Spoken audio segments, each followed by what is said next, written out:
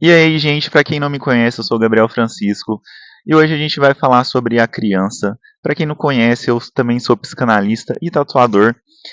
E a criança, ela sente dor, ela sente angústia, ela tá aprendendo ainda. Ela chegou agora no mundo e ela tá aprendendo. E a criança, ela é vista alguém que é só para obedecer. A criança não é vista em sua totalidade, e muitas vezes é por falta de desinformação. Por falta do histórico que os pais teve. Exemplo, tem gente que foi criada de uma forma e ela só reproduz isso para os filhos dela. E não passa por uma atualização, não passa por uma informação, por desconhecimento, por falta de informação em si, igual que eu estou falando aqui agora. A criança, desde pequena, ela é vista como alguém que precisa cumprir metas. E essa criancinha que acaba de nascer, você já coloca muita coisa em cima dessa criança. Essa criança que ela vai ser um médico, essa criança que ela vai ser, ela vai ser assim, ela vai ser rica, ela vai ser muita coisa. Ela vai ter que fazer balé, ela vai ter que fazer aula de inglês, espanhol, francês, ela vai ter que aprender literatura, ela vai ter que ser alguém muito esperta, porque a sociedade ela quer pessoas que soma, que seja produtiva, que seja acelerada no 12, que nunca erre. E quando a gente coloca toda essa pressão em cima de uma criança, imagina uma criança de 5 anos, ela já é posta para ser alguém perfeita, para ser uma criança que não erra, para ser uma criança que não pode sujar o pé, para ser uma criança que não pode fazer nada que já tá errada. Mas eu queria trazer um contexto mais profundo, aonde a criança ela quer brincar e os pais sempre estão ocupados. Eu sei que tem contextos que o pai sempre vai estar ocupado. Quando eu falo os pais, é pai e mãe. Porque eu vejo, quando eu trabalhei com criança, que. Porque eu trabalhei numa brinquedoteca e muitas vezes o pai, ele chega lá, o pai ou mãe, senta na cadeira, olha para a criança e a criança ela fala assim: pai, vamos brincar? Mãe, vamos brincar?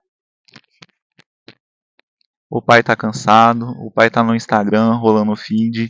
E eu não culpo, porque o celular, em um contexto assim, que atrapalha tanto as crianças, quanto os adolescentes, quanto os adultos, ele, ele é como um vício, literalmente, porque quando você vai pesquisar sobre as informações do uso do celular, o que ele faz no cérebro, ele vai ter uma comparação com essa com esse vício que é tanto ilícito quanto lícito.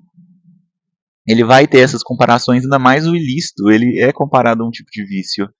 E imagina você não dando atenção para a criança quer te mostrar alguma coisa, ela tem interesse, ela vai te mostrar alguma coisa e sempre ela cai em uma negativa. E isso acaba gerando um certo constrangimento para a criança inconscientemente ela sente: ué, será que eu não sou tão importante assim pro meu pai? Será que eu não sou tão importante para minha mãe? Outras coisas que faz a criança ter essa tristeza é quando o casal é brigado, o casal tá sempre brigando, o casal é separado, mas ali envolve uma questão de alienação parental, aonde o responsável ali não deixa ver o outro responsável, o outro genitor, e isso gera toda uma questão de insegurança para a criança. Ou quando a criança ela vai para a escola e na escola ela sofre algum tipo de retaliação, algum tipo de bullying, tudo isso em um contexto que vai depender da criança, vai depender do suporte emocional, depende também sobre o quanto essa criança ela reconhece dentro de si emoções, sentimentos e como isso afeta no dia a dia dela e como isso é passado, porque muito se fala sobre que o professor ele tem que trazer e ajudar todas aquelas crianças que estão em sala. E eu, como um professor que já trabalhei com crianças com vulnerabilidade, quando não se tem uma formação na área da saúde mental, é difícil, porque mesmo quando se tem apoio, esse apoio muitas vezes não ajuda o professor, ajuda uma criança aqui, outra criança lá, mas ajudar em contexto geral, ali vai estar ajudando no contexto da aprendizagem em si. Só que isso é o suficiente? Muitas vezes não é suficiente, porque envolve tantas crianças que sobrecarrega. Sobrecarrega, mesmo sendo um sistema que está ali para ajudar a criança, para ajudar aquela criança com necessidades, mesmo tendo uma equipe multiprofissional, muitas das vezes não é o suficiente. E o brincar da criança também é uma ajuda de suporte emocional, porque ali a criança ela vai estar usando seu imaginário, a criança vai estar expondo ideias, a criança ela vai estar se colocando e aprendendo através de comportamentos, através de repetições e através do que ela observa no mundo. Porque a gente, como ser humano, a gente observa aquilo que o outro faz. É só você colocar como um espectador e ver as atitudes que você faz em relação aos comportamentos que você já aprendeu. Que você vai ver que a gente manifesta isso inconscientemente. Hoje em dia, com a aceleração da internet e com a aceleração e com tudo querendo só resultado, querendo só objetivos, cansar objetivos, tudo isso causa um desgaste para a criança. Não só para a criança, mas quantos trabalhadores hoje sofrem com burnout e antigamente não existia isso porque se você for colocar em um contexto histórico, um país com a monarquia, você vai ver que ali era só chicotada, porque na época dos escravos era cala a boca e obedece.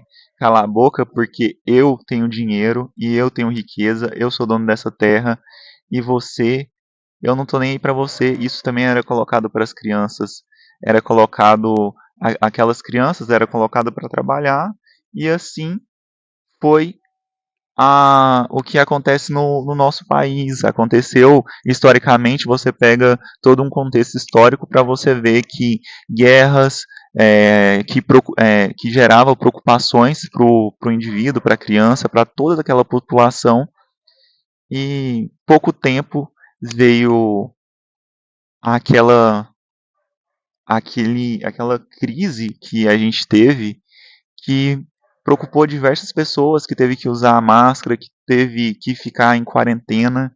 Isso também foi outra preocupação. E todas essas preocupações que vêm, ela atrapalha de forma inconsciente ou diretamente a vida do ser humano, a vida da criança. E quais motivos levam essa tristeza infantil da criança? Eu anotei aqui: pais ausentes, pode estar até presente, mas às vezes é a mesma coisa que nada. Porque não sabem sobre os sentimentos da criança, não sabe, não cuida da criança em si. Esses dias para trás eu vi um vídeo de uma moça que ela liga pro padrasto e liga pro pai biológico. O pai biológico não tá nem aí. O padrasto que tava tipo super ocupado na ligação, ele faz de tudo. Ele fala assim: rapaz, estou indo aí agora em resolver seu problema. E aqui não estou limitando a pais, genitores, mas assim um contexto de responsável por outro ser humano, porque aqui não é só o pai, porque tem a avó, tem o vô, tem a tia, tem aquele que pega um ser para tomar de conta. Brigas em casa. Isso aqui também atrapalha muito a criança. Porque imagina você, uma criança, observando seus pais brigando, observando todo aquele fuzuê, e de certa forma aquilo ali é super negativo para a criança. Decidir qual adulto a criança pode confiar após não ter apoio emocional e ser deixada de lado.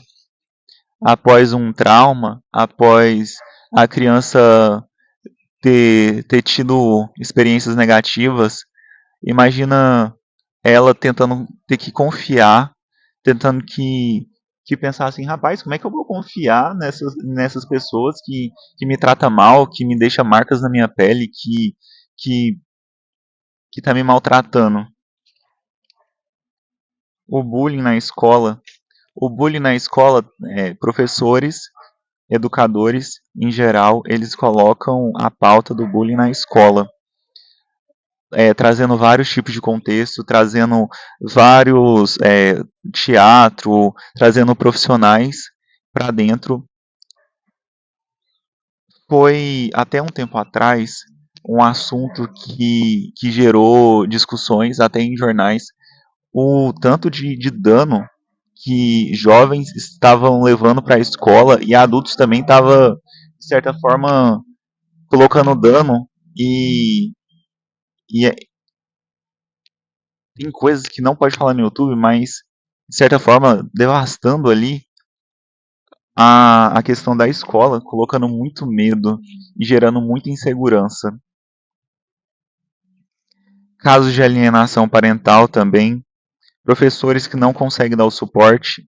Isso aqui, muitas das vezes, crianças são deixadas na escola só para comer, dependendo do contexto social, porque o que você vê por aí de pessoa que, que eu não sei se não entende que existe várias situações, porque até então o rico ali ele está no seu contexto de rico, mas as pessoas pobres que não têm tanto dinheiro, que não tem tanto suporte, ali é onde está um problema.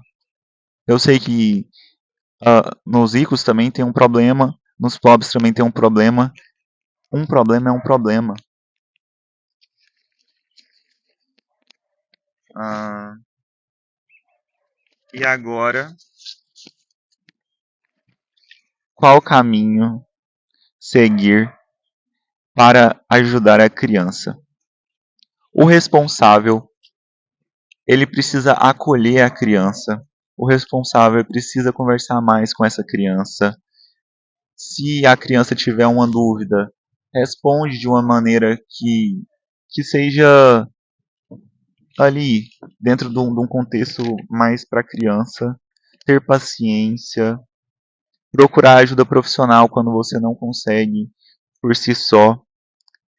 Para as pessoas que não possuem condições financeiras, existe as faculdades de psicologia que oferece suporte pelos alunos que estão fazendo graduação. Vê uma dessas unidades próximas à sua casa para você receber ajuda. E esse vídeo eu acho que foi, foi informativo.